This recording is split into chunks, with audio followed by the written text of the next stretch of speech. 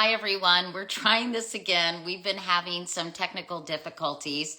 I'm talking to Frank Rich, who is the executive producer, one of the executive producers of Succession. Spoiler alert. I just want to make sure that if you haven't seen the final episode of Succession, but now we have Frank. Frank, can you hear I me? can hear you. Can you hear I me? can hear We you. we started with Succession, but ended up with something from Veep. How are you, I'm Frank? I'm fine, thank you. How are you? I'm good. Thanks a lot for hopping on Thank on you. Memorial Day when I'm sure you're exhausted. I know that you celebrated with some fellow Succession folks last night. What was the mood of the room as you guys kind of look back on these seasons and realized it was over? Well, we ended up being too dispersed to do it, so it was a lot of texting because partially because we had hoped to get a New York group together because a lot of people, of course, are in London and LA on the show, but the security issues about the digital file of, we didn't show it to the press in advance, any of the finale, just made it too complicated. So I think the mood is very upbeat. I think that, look, it's bittersweet. We wrapped months ago, not that many months ago, but a couple of months ago. And it's been, for those of us who've been there from the beginning, it's been essentially 7 years on the show, starting from, pitching it to HBO, writing the pilot, shooting the pilot, and then being picked up and doing 4 seasons with a pandemic coming in the middle of Right. it. And so and it's a really, I'm not saying this in a flip way, it's a really lovely group of people, some of whom I actually had worked with on Veep. Jesse Armstrong, in fact, we first met in Baltimore when he wrote an episode at the end of the first season of Veep, dozen years ago. And so it's hard to disperse, but we felt we liked the way we got out of the show. The viewers can have different views all over the map, I'm sure about that, but we feel proud of what we did and sorry to say goodbye. Yeah, I love the ending. I really did. I was saying to the people watching this that mid-season I started to get really disgusted with all the characters because I was trying to figure out if there was a single person with any redeeming qualities, and it was really difficult to find one. And I loved the ending. I thought it was brilliant. I thought, and let's just talk about it because a lot of Sure. people have questions. Did you all, my husband wanted me to ask you, Frank, did you all figure out the arc of the show kind of at the beginning of the process, or did you figure out what would happen in each season? The way it worked is I think that Jesse Armstrong, who created the show, fairly early on, I can't say precisely or how early, had an idea of where we were going, and in the meta sense, where we're going is uh, this horrible behavior doesn't pay. That these are unhappy people who um, uh, uh, are not going to be rewarded for their bad behavior, not in a moralistic sense, but just that's the way it works. I think people feel we weren't solely based on the Murdochs, but obviously Murdoch is an influence. I think if Rupert Murdoch were to die tomorrow, no one really believes that his children would take over the empire successfully and probably be sold. And so there's always that reality base. But one of the great things about the show is that it lived very much in the moment in the writers' room and on set. And so, great group of writers sitting around a table in London, throwing out a million ideas of how to get from A to B, and considering a lot of scenarios within the broad framework of and another phenomenon of the show that I think particularly illustrates how organic it was and how alive it was as sort of a living organism, that sometimes we get actors in secondary roles who are so fantastic. It would inspire Jesse and the writers and all of us to expand what they were doing, which then would have an effect on the story. A classic example is J. Smith Cameron. Jerry was, as has been said before, was originally conceived of as a man named Jerry, and it was changed, we decided to make it a woman before we shot the pilot, but we never knew it would become such a big character. But Jay, besides being a great actress I've watched for years on stage and screen, was friendly with Kieran. That Jay's husband is a terrific writer, playwright, and screenwriter, Kenny Lonergan, and they'd acted to,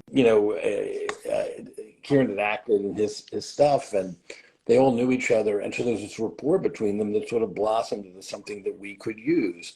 I think Alexander Skarsgård is another more recent example of that.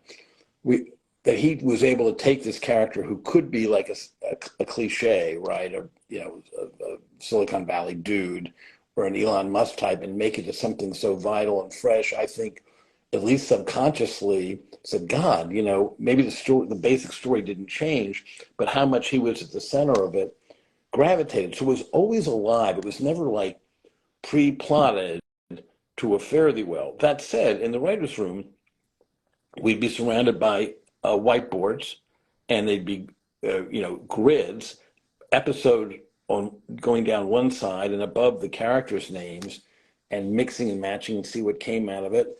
And then in the actual production, people kept rewriting to the last minute. Even on the day, sometimes we fix things that we felt could be improved on, or even individual lines. We'd have alts and try things, and we would make found objects of anything that came our way. The classic example is Sarah Snook's pregnancy. I can't remember exactly when she told us, when it happened after we started shooting, that we learned about it, and there were ways we didn't necessarily have to use it in the show, because there are ways to shoot around it. It happened on Veep when an actress was pregnant for the entire season. In that case, the solution was often shooting her behind a couch, but nonetheless. But then Jesse found this way to use it, and we went back and added a scene early on of an episode we'd already shot. When we first hear the news, that was shot later, because when we shot that episode, we didn't know the news, and look at the way he uses at the end with this argument about bloodlines with all three siblings and who had the real bloodline. It's devastating addition, but that was not plotted years in advance. That Tom would be CEO, I think Jesse thought of it quite a while back. Again, it all flows into time. I don't know exactly when. I know in season 3 writers' room, we started talking about Logan's death, and Jesse always had 2 stipulations about that. One is, when he died, that would be the last season of the show. That had to be the last season of the show, and that it would not be in episode 10. It would be in episode 3 or 4, because he very much wanted the runway after that to deal with how the kids deal with it when basically the sun and their solar system falls out of the sky. Yeah. Why do you think this series, Frank? You've worked on Veep. I mean, you're very lucky, and you're obviously incredibly talented person. But Veep was so popular. Now Succession. What is it about this particular show that was so captivating to so many people, in your estimation? I don't really know. As a student, thank you for your kind words. And luck, you can never underestimate luck in anything, and particularly in show business. I think you can't plan it that way. And initially it wasn't that way. True with Veep too. Veep didn't quite become quite as big a phenomenon as this, but it had a slow build to becoming a successful show, and so did this. I mean, we got mediocre reviews and for Succession in the first season from the Times and the Washington Post, and audiences, people were watching, but not huge numbers, and a lot of people didn't. We had fans, and people didn't know what to make of it. It took a while for people to warm to it, and then why that happened, it's like being struck by lightning. Who knows why anything takes off? Take a completely different show, Ted Lasso, that that's parallel chronologically with us. I'm sure the people who did Ted Lasso didn't know that it was going to happen to them. Right. So you just don't know. We have the table read for the show was by coincidence on election day 2016 of the pilot. We met at Silver Cup Studio in New York. Actors, many of them were meeting for the first time.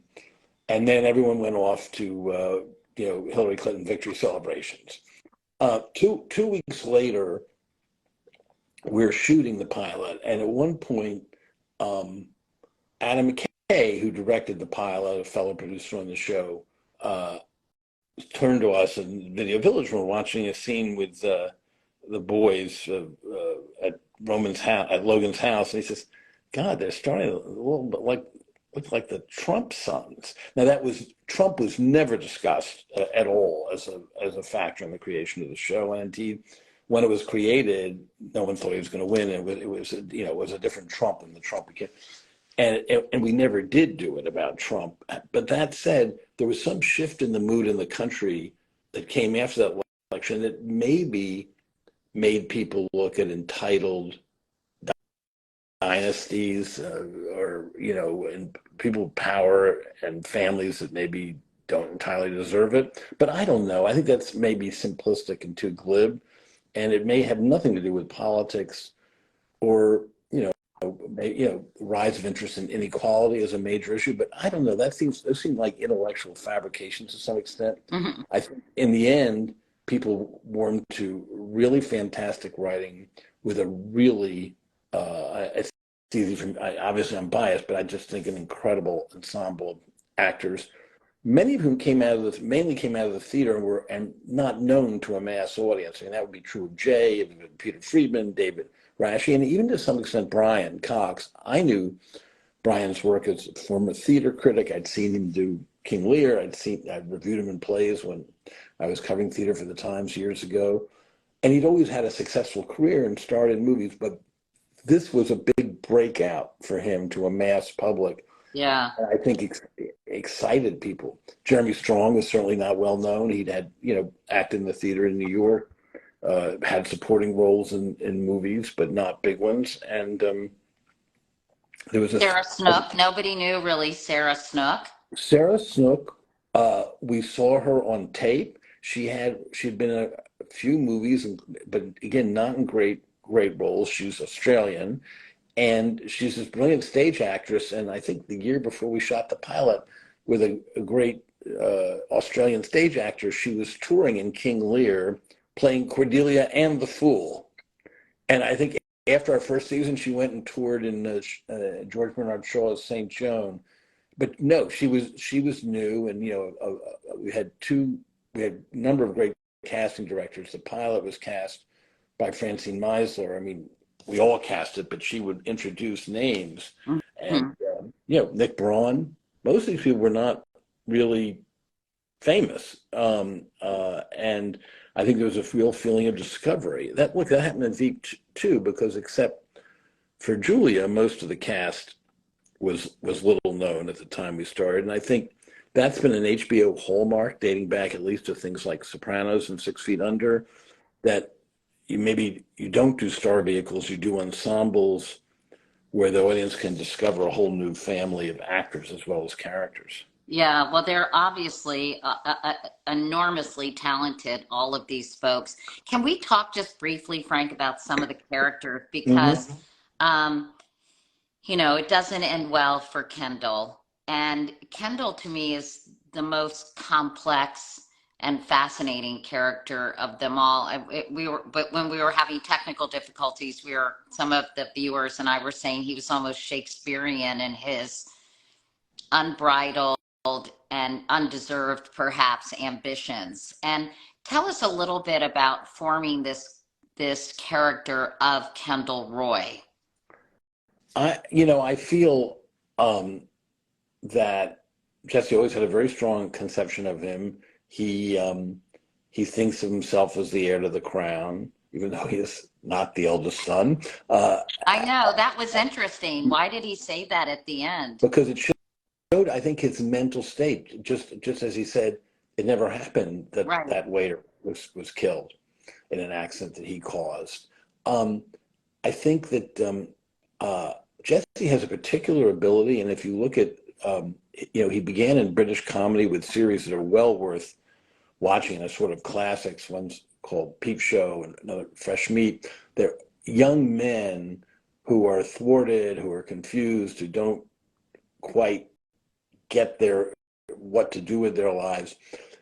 In different classes from the class of the Roys, have always been a preoccupation of his writing, and he just understands them. And I think that Shakespearean is,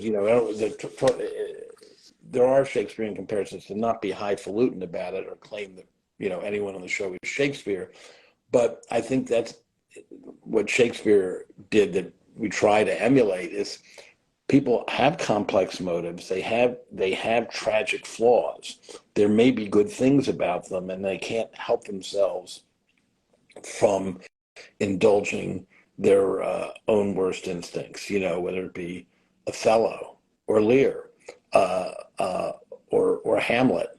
And there is something sort of Hamlet-like. I don't think we, in a literal way, I, I hasten to add, said, "Oh, we're No, doing Hamlet." We weren't doing I Hamlet, know. Yeah. but the fact is, um, Kendall cannot decide about to do the right thing or not do the right thing, to be or not to be. He can't decide whether he's going to protect his children from a quasi-fascist presidential candidate that his own company is boosting or not. He can't decide whether he uh, wants to share things with his siblings or not. He can't. He lives from moment to moment and vacillates. It's a very, very hard thing to write, and we're very lucky, and we had a great actor in Jeremy doing it, because there's so many levels to it. And even, you think of last season, his birthday party shot at Hudson Yards, that frantic moment. He's very vainglorious. He's going to sing a Billy Joel song and, be the star. And then he wilts. Then he realizes, maybe I love my kids. And he goes insane trying to find where their presence might be in a pile of swag, crap that people have given him. That's very complicated writing. It's not about the story. It is about what's going on inside the gears of this very troubled guy, who also has, obviously, substance abuse issues, and a lot of it's mysterious. Take, in the same vein, take Roman. People keep asking, what is his sexuality exactly? It's not. We never dealt with things like that literally, which is why they're somewhat inchoate in the writing and the acting. Obviously, he has sexual issues of a sort, um, and he acts out. But does he even know who he is? Maybe not entirely. Maybe more so at the end. And to me, one of the most to me, the summation of the show, speaking for myself now, is, when he says we're nothing, we're bullshit, to his siblings at the end. That this recognition, this crappy news channel, busted Hollywood shows, what are they? Who are they? What have they been doing with their lives? And I think that was always, when people say, did Jesse have an arc in mind, an ending? I think that always was the arc. How it would actually play out. Tom ended up being the American CEO of a Swedish entrepreneur. That probably came in stages, not the very beginning, but I think there was always a clear vision of where the show is going. I thought it was interesting at the end when Roman Kieran was drinking Jerry's drink, right? And he actually, of the three of them, looks the most relieved. Yes, because I think he's recognized himself. He's recognized who he is, and he's not going to try to fool himself any longer, let alone fool other people. He's recognized he's not the CEO of the company his father built. He's not his father. He has a very problematic life, and I would urge people, if they haven't already, and some of it's been regurgitated in print. There's something we call, like, Inside the Episode, that runs on the streamer Right. afterwards, and Jesse talks about the character's future just a little bit, but he says, for Roman, this may have ended up being just a chapter in his life, something that he might move beyond, or at least will be locked in a drawer somewhere. I'm paraphrasing Jesse badly, but Yeah. you can see for yourself. Whereas the others may, it's, you know, particularly for Kendall, it's a continuing issue. He failed at Right. what the thing he wanted most, and he probably cannot recover from that. Not to get too psychobabbly, Frank, but it seemed like all three of them were just so desperate for the love of a father who was never truly emotionally available, who played head games with them all the time. And I feel like that was the problem with Kendall. You know, he never had that unconditional love of a father. It was always kind of titrated. Do you think there's something to that and how they all developed as a result of their relationship with the father? Sure. And by the way, look at their mother. Yeah, Look at Lady Caroline. Very withholding, very remote. Um, uh, as she says, the only thing they can agree on is that she was a terrible mother yeah, to three children. Um, sure. I mean, Jesse always made a point, and Brian always talked about this, that Logan did love his kids, but only within the limitations that he could, and we could, you know, we could psychologize him ad infinitum. But I think we're given a few clues in the next to last episode where his brother Ewan talks about his own tragic childhood and lack of family and death in the family, and so I think you don't have to be rich and run a corporation to have these wounds in your DNA, your psychological DNA, and your family tree. And you know, Logan, as he can paraphrase it, I love my kids, but you're not serious people. So that's a very difficult thing to live with, and yes, and of course they lust. Any kid wants his parents' approval, and I think it's very poignant when Kendall sort of vomits up at the end. You know, Dad told me I would succeed him at the Candy Kitchen in Bridgehampton when I was 7. yeah. You know, and remembers that and clings to that over 30 years later.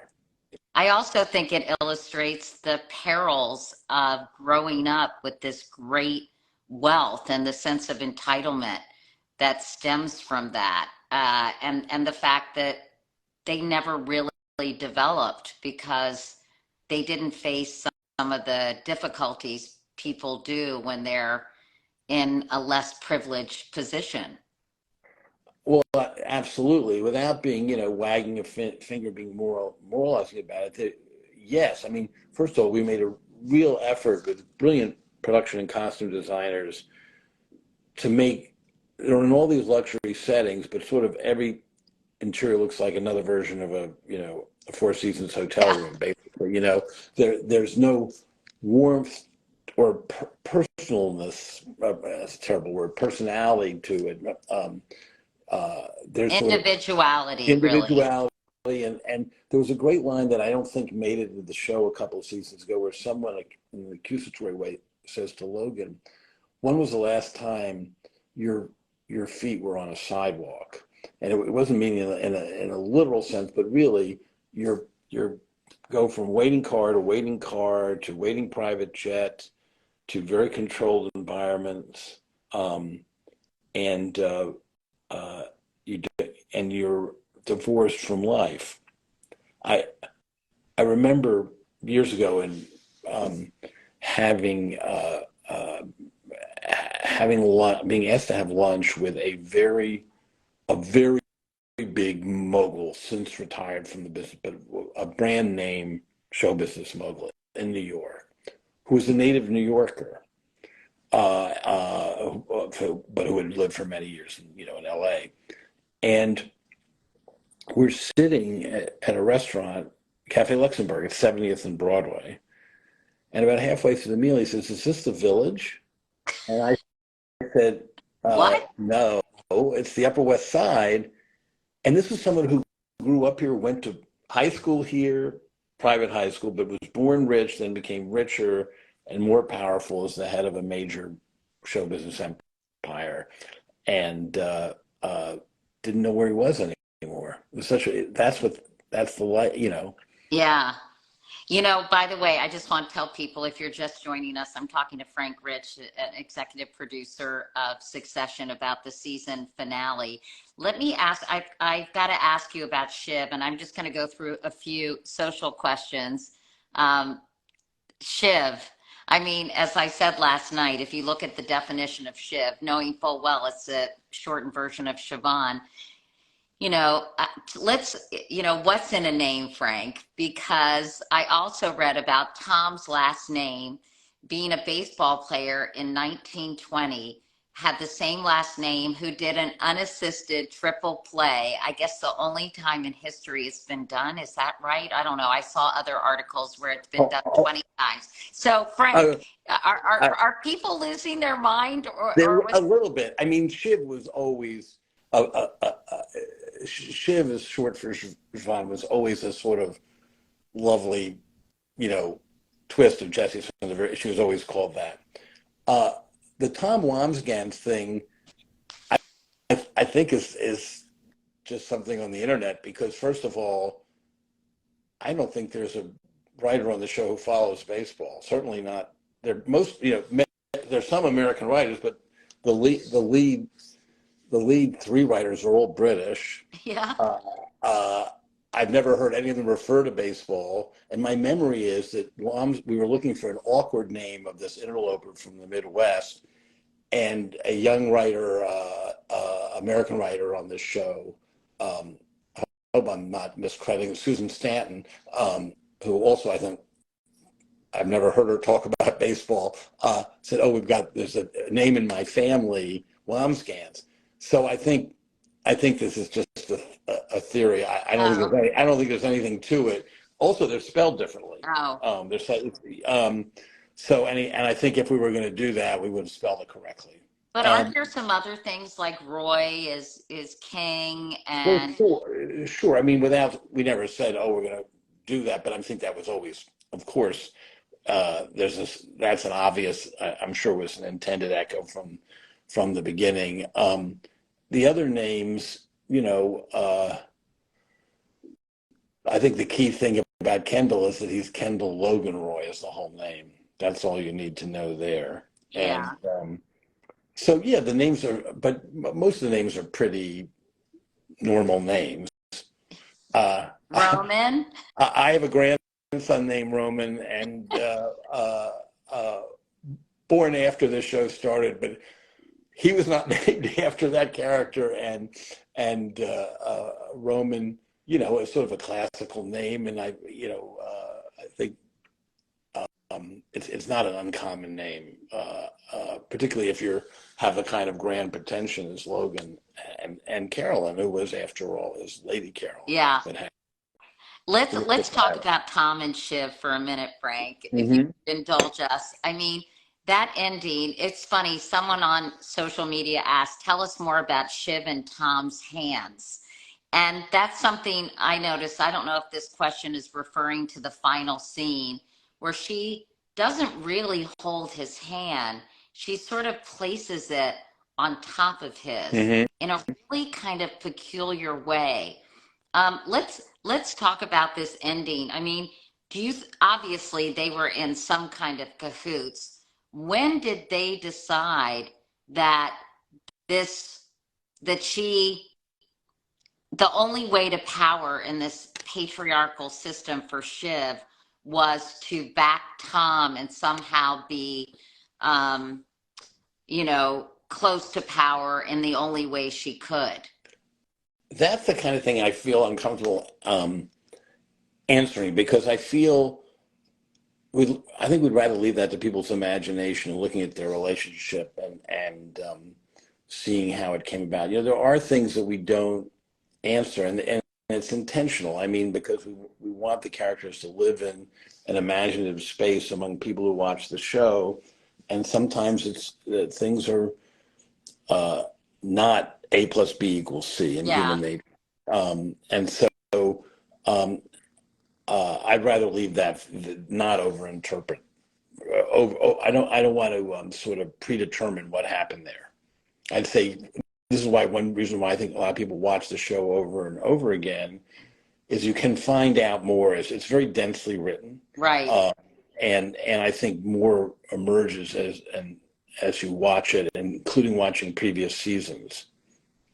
In fact, I want to rewatch a lot of the episodes to pick up things and to notice things that you don't necessarily do at first blush. But I guess if you want to leave it up to people's imaginations, I mean, just talk a little bit about the characters of Tom and Shiv. I was saying how smarmy and unctuous I found Tom. And, you know, he obviously just had to suck up to everybody in order to achieve a certain position in life, professionally and personally. But that that was such a great role, wasn't it? Well, great role again, another great actor. And look, from the very beginning, he's sucking up. You know, in the pilot, you see him trying to figure out exactly how much money to spend on a watch to bring Logan for his birthday. A more recent example of how of his priorities and values is, well, they're a couple that are particularly The capacious cringeworthy. handbag. Oh, I beg your pardon? The Well, the handbag, but also I'm thinking at a personal level that moment where Logan's birthday, where he's talking about, you know, I might get divorced, and Logan is completely deadpan. You know, if it's good, if it's good, it's good. You know, he doesn't give him what he wants, and then in this completely obsequious way, Tom says, "Well, that's very heartening." You know, the sympathy you've shown, where he's shown no sympathy, and then look, he's willing to sit there and listen and work for a man who says essentially that could have sex with his wife. That's about as low as it can get. And yet, I can't say there's anything really touching about Tom, although in the big marital brawl, you know, this season on the terrace, you feel a little something for him. And here's this, you know, actor who can do anything, including playing very high comedy in the scenes with Greg, and so yeah, he's a pretty, you know, he's a striver, he's a grasper, he's in some ways a familiar character from American fiction. You know, he comes from F. Scott Fitzgerald country, you know, Yeah. Twin Cities, and wants to make it, you know, has his nose pressed up to the glass and wants to be in Gatsby's mansion and be a Gatsby. Shiv is a very, very complicated character, obviously, and it'd be fruitless to go through try to unpack all that, nor would I, again, want to, because it's really better to discover these things for yourself as an audience, you know, for viewers to discover it for themselves. But so when that gesture with the hand in their final shot with her and Tom, there's nothing that could express ambivalence better. Right. But is it ambivalent? To what extent is it ambivalence about their marriage, about their relationship, about Tom as a person? To what extent is it about clinging to power? I don't think we can answer those questions definitively, clinging to corporate power, if you will. And my guess is that Shiv herself doesn't yet know. She's someone who keeps her options open, right? That's pretty much been her story from the get-go. Cousin Greg is Yes. is the personification of awkward naivete, isn't he? But so cringy, but so funny. And I was surprised that Tom still had his back at the end.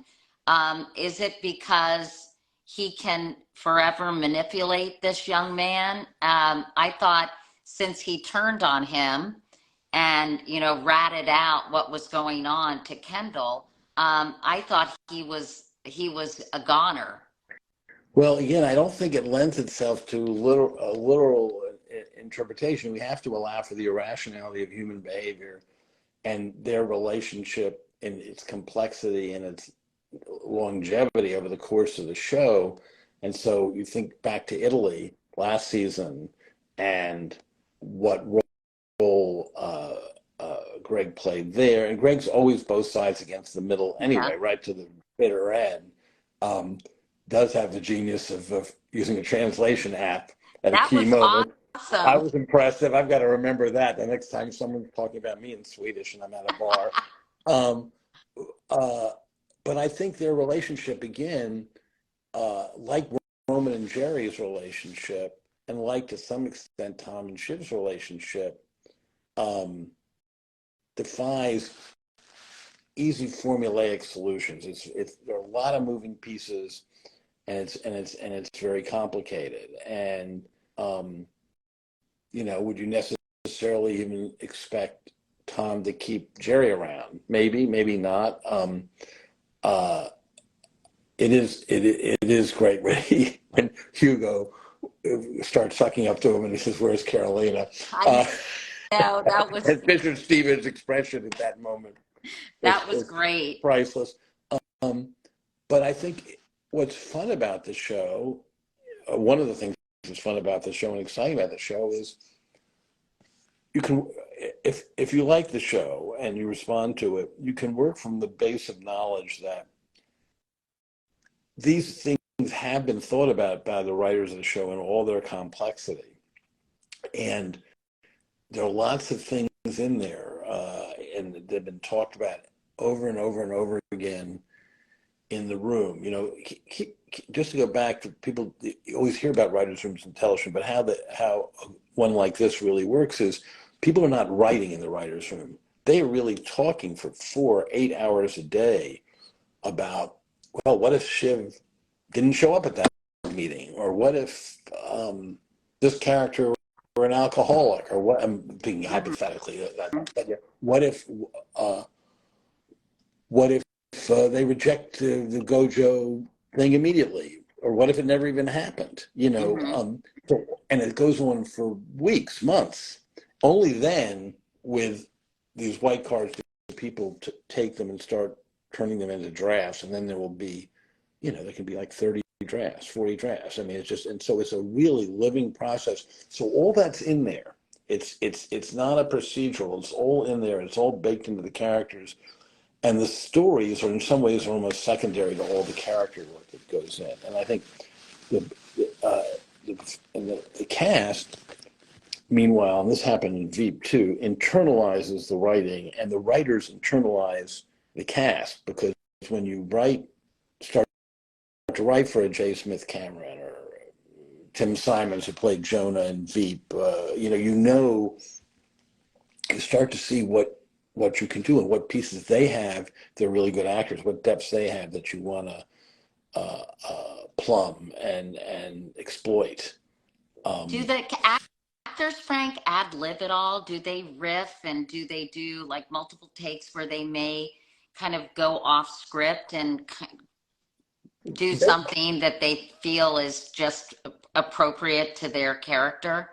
um, Occasionally it happens, and usually there's one for fun or a freebie, as we call it, at the end, where people can do whatever they want. Depending often on the actor's training, some avail themselves of that and some don't. On Veep, everyone did, because everyone came out of, Second Comedy. City and Upright Citizens Brigade and Seinfeld, from Larry David, that kind of background. Here, there's some who do and some who don't. Occasionally something um, will land in it, but there's also this process that comes out of comedy writing called alts, where after we've done several takes on some lines, particularly the lines that are insults, that have a certain built-in comic potential, there will be they'll be printed out by an assistant, like a dozen pages of different lines for those spots, where anyone can contribute. Any writer, producer, assistant, anyone, and they're not identified who wrote them on this. Jesse will go through them as the showrunner and say, well, let's try this one. Oh, that one doesn't work, so let's try this one. Then we end up using the original one. There are many wonderful things on these shows that end up on the cutting room floor because it's just such a wealth of material. You can't. Oh, I'm sure. There's a line. There's a line I love that didn't make it into the finale where a character says, "Speaking of Tom, we've and I'm going to paraphrase it badly again, but it's like, we've gone from Logan Roy to a slice of Wonder Bread with a face drawn on it."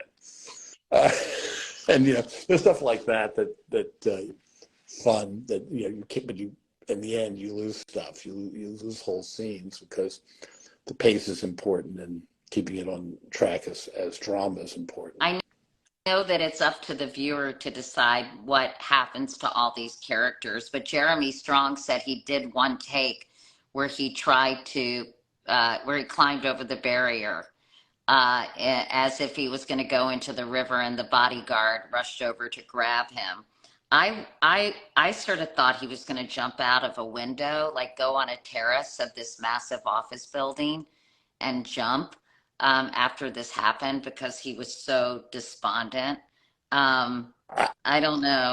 I mean, I never thought he would commit suicide, and I don't think it's something I don't ever, at least when I was in the room, I don't remember us ever discussing it as a real option for him. I mean, career suicide maybe, but not familial suicide, but not actual suicide. But yes, Jeremy did do that, and I'll never forget it for two reasons. First of all, it was the coldest day last winter. It was like 0 with wind, shooting in Battery Park, and it was really cold, and there was no place to hide. And then we've done all these takes, and then suddenly Jeremy said, "I want to try this." And Scott Nicholson, who plays Colin, this wonderful guy, the bodyguard, is like, "What?" And it's because he starts rushing towards the fence. And then, of course, there would have been, if he'd actually taken it further, there were, I don't know if there are regulations under which we're allowed to shoot at these locations. This was a city park, right? So anyway, it didn't get that far, but Jeremy's one who's willing to experiment. And so are others, and some of it ends up in the show, but it's not, I wouldn't call it a major aspect, a major part of the show. before we go, I have to ask you one last question. Thanks for doing this, Frank. It's been really fun. Thank you. I'm sorry about don't the technical.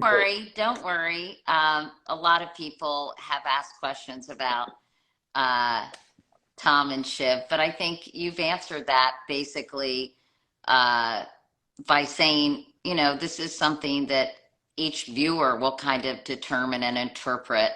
And but I feel like I have to ask you, Frank, about the writer's strike. My daughter works on a show called The Boys, and she's on strike. Yeah, and I mean, here we have just proof positive of just fantastic writing and character development, obviously actors as well.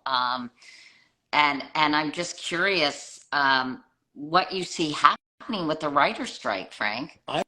I don't think anyone knows. I should say, there's lots of speculation, and I don't think anyone really knows. And I happen to strongly support the writer's position. I think they're right. I think they've been screwed in a new system, and I think it's very unfair. And they're adamant for a reason. I think it's a very complicated situation because, first of all, there's this, a problem with the streaming industry in general that people are suddenly recognizing that it's not, it has some systemic problems in terms of the business side of it. I think that the other thing that's changed is when there was a big writer's strike, which was I'm terrible at dates, I know, 15 years ago, a real 2008, I think, maybe. Anyway, the studios were run by studio chiefs. Now, a lot of the negotiators are tech guys who don't come out of show business, so they may be speaking two different languages. Apple and Amazon and some of the others. So it's very complicated. I think a lot of people are waiting to see if the actors go out, which would happen at the end of June. And if the actors go out, I think they're going to have to sell, or it's going to be very, very long. And the actors, as far as I can tell, are completely supportive of the WGA. And the DGA, though, not as much, right? That's what I've read, but I don't know if that's true. And it may be a case by case basis. But without writers and actors, without directors too, I don't mean to minimize directors, but if the actors go out, but even if they don't, I think it's going to be long. But that's what everyone says, and these things. It's like the debt ceiling. Yeah. It's going to take forever until it doesn't.